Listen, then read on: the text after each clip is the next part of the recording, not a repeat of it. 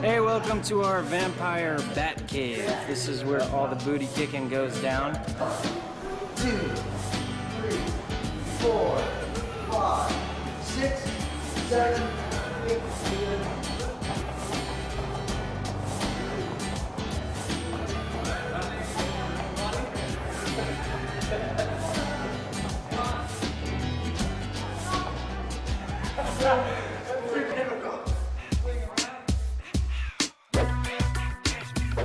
Some bad newborn vampires are gonna try to get us in this movie. They're not like little newborns. That would be really ridiculous if we were fighting babies. So we have to do some battle. We were here for about 2 weeks before we even started production, getting us into shape. I've been really looking forward to this one because I knew that training would be involved. It's been a very physical, intense preparation. I don't even know what you would call it. They call it fight training. My name is Jonathan Eusebio. I'm involved in designing fight sequences and training the actors. For us, choreography-wise, we just make sure everything's based off speed and movement. So a lot of evading, how to punch for camera. You're supposed to fake the punches. Yeah, the physicality of it is what you want to get. It's a lot of strength meets cardio, and it's really hard. I've almost thrown up a few times, I'm not gonna lie. We have the giant hamster wheel over here. Can you get that? They put like a piece of cheese up there, and then we all run, try to get the cheese. And over there is where we do all of our kicks and swings and fighting each other. Jumping around and trying new things, beating each other up. I grew up having brothers, so I know self-defense. I know kicking butt.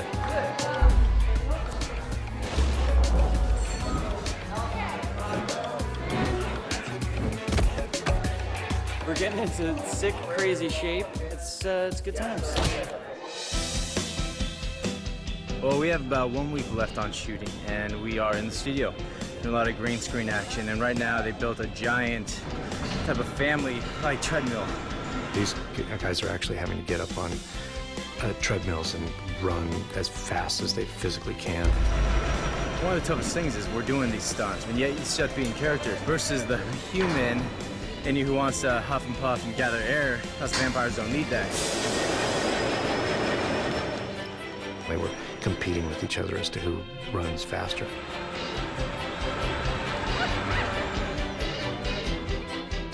That looks great.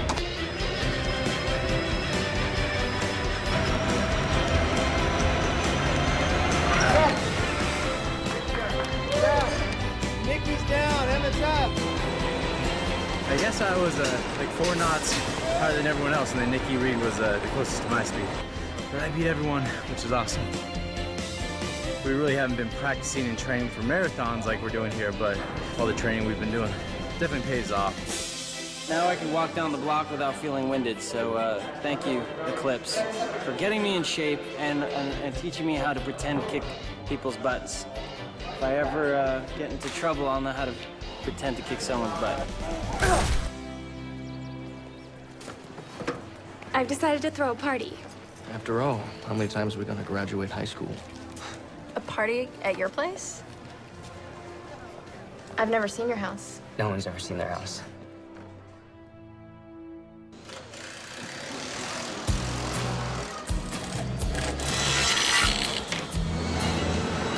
In Twilight, the Cullen House was a practical location found outside of Portland. Now, fast forward to Eclipse, there's a lot more work that takes place in the Cullen House itself. So we knew that we couldn't consolidate everything into one room and cheat it like we did on New Moon. So we made the decision to build the structure, right to the detail of the TNG cedar roofing underneath the overhangs to the floor-to-ceiling glass. I mean, right to the nth degree. If the owners of the original house walked into this house, they would be astonished by the fact that their house was suddenly inside a building. Well, here we are. We're outside the Cullen House.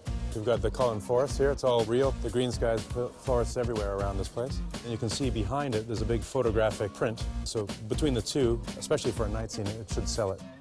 We're going to walk right up the front steps, and we have a lot of fake things here. Fake rocks, lots of them. All the stuff that looks like concrete is really just painted wood with a little very thin veneer of concrete, and we'll go on in.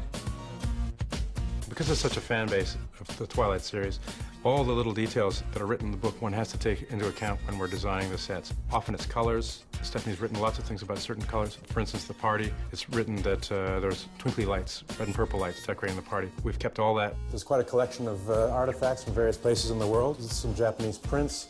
We've got a little Japanese rock garden outside here. There's an old calligraphy instruments right here.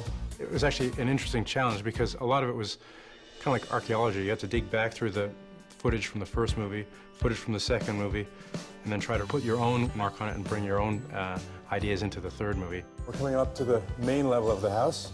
We figured, you know, it's interesting. They've a bug collection, butterflies, different kind of bugs, and we'll take you into the living room right here. As you can see, they've got modern sculptures, they've got Asian art, they've got old mixed with new furnishings. When we have floor-to-ceiling windows like this, you can shoot outside and see the driveway and everything else out there. There's a narrow little window in the living room, which is really great. A great view. It becomes like a modern art piece with this rock wall outside. We'll go this way. On the way up, you can see there's some pieces from the first movie. And of course, as you pan up around the corner here, there's the graduation caps from the first Twilight as well, so we brought that back. It's a little crowded in here, but we're coming into the dining room. Oh, this piece is sort of an interesting piece. It's a rubbing from a piece of plywood with the marks are all from porcupines chewing it, and I thought it was a good little piece to put up there. Nice and modern, different. Here's the kitchen. I mean, the cabinets are all real wood, but as you can see, it wouldn't be very good to entertain here because, see, nothing's real. These open, but there's nothing inside. Interesting enough, there's a bunch of little photos around the place. They're all from the director's fiancée, so that's an interesting little tidbit. It's always a bit of a sad day when you get to the end of filming. In this case, it all has to carefully get taken apart. All the set dressing has to be labeled, itemized, stored away for the next movie. When Breaking Dawn comes around, in theory, it all gets pulled out of storage. All the drawings are pulled out, and guys have to piece it all back together again in this studio or maybe some other studio.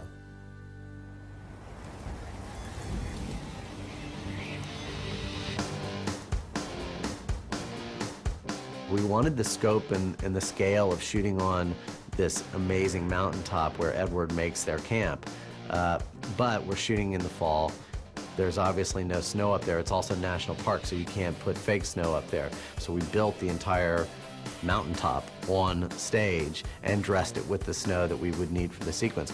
The studio space, of course, limits us to how much of the mountaintop we could use. So that is how we sort of created this bowl where the tent is and put it inside the stage and basically recreated that.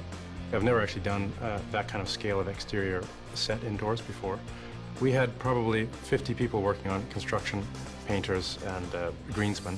And then, of course, the snow effects guys had to come in as well and snow everything over in the last 3 days. We were really pressed for time, but everyone pulled together and managed to get it done.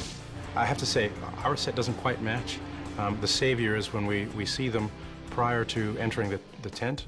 They go in before snow, and we have a big snowfall. And then we come out into a nice crisp day, and hopefully it'll all blend together at that point. We could then control the snow, we could control the light, we could control the weather, and we could then spend 3 weeks shooting the final conflict between Victoria and Edward, which required extensive amount of stunt work and wire work. It's sort of this incredible feat was accomplished, just building this amazing set so that we could film a very arduous, very complex sequence without having to be exposed to the elements of Vancouver weather in late October. Isabella Swan, I promise to love you every moment forever. Would you do me the extraordinary honor of marrying me? Yes. Bella's engagement ring, it shouldn't look like the ring that you want to go out and get tomorrow. This ring should look old-fashioned. It should look out of date. It should look unusual and kind of make you stop and say, oh, you know, that's an engagement ring. It's different. Basically, the ring was built in 4 different attempts. This is the first ring that was built, which was our first attempt. However, once they saw this, they felt it was too large and a little bit too much like a school class ring. So we moved on to the second ring and the third ring at the same time because we were in a bit of a time crunch. We ended up having one built in Portland and one built in Vancouver.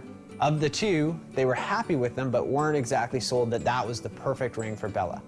So what we ended up doing is having a conversation with Stephanie Meyer, who then drew us a little sketch of the ring that they ended up finally building. And this gives you an example of basically what they started with. From there, they saw the wax cast and said that they wanted diamonds throughout, more of a pave style setting. And this is the final result. And that's how we got to that. So there it is, 14 karat white gold with 69 different cubic zirconians in a pave style setting. I was really excited with what came out of it because it looks exactly right. And I've seen other attempts that came close, that looked similar to what was described, but this one was spot on, and so I'm really excited about that. Are these all our old trip t-shirts? Mm-hmm. Get out. I saved them all. Thought they'd make a good quilt. Keep you warm up in Alaska.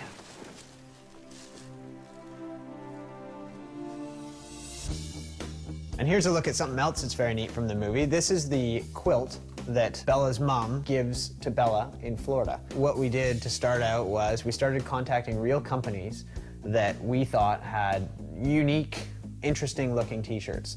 So we had a graphic designer design the t-shirt, then we had a t-shirt company print them for us, then we cut them all out and then had them all stitched together, and this is what we ended up with. This is the one that they reference in dialogue, Saul's snake in Taqueria. This is the three-headed lobster in Maine. This one here was designed by a friend of the director.